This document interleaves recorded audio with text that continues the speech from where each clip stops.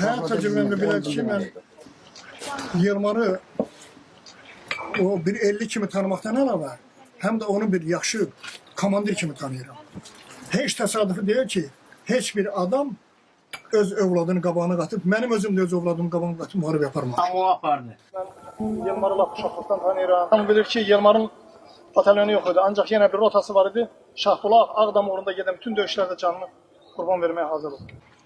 Səhər-səhər işıqlaşıb, mənim rotam biraz yer vardı, Bakı. Sivyazla mənə deyir ki, ermənilər gəlib doğru təyək bağına. Sivyazla rəhmətlik Yılmara danışdım.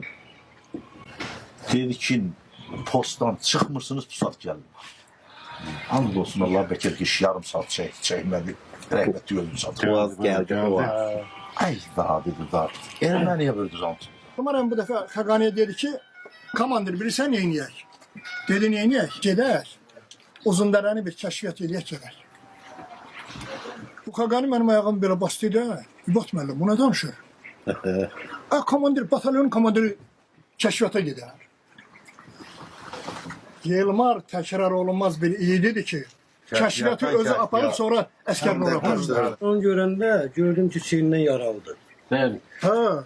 Yaralı vəziyyətdə mən bununla söhbət elədim ki, və sizdən belə elə. Mən elə bildim ki, bu yüngül yaralı da belə. Sonra belə bunu mən soyundurdum bu yaxası. 2 dənə güllə buradan deşmiş. Bəli. Gördüm ki, bu həqiqətən də ağır yaralı vəziyyətdə gəlib ora. Yılmar o qəhrəmanıdır ki, yaralı, bədəndən qan axa-axa.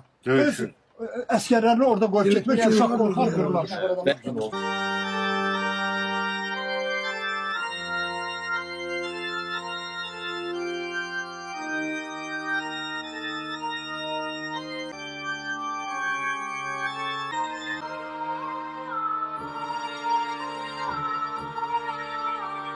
Bir də eşitdim ki, Yılmar erməni tərəfindən qətlə yetirilir.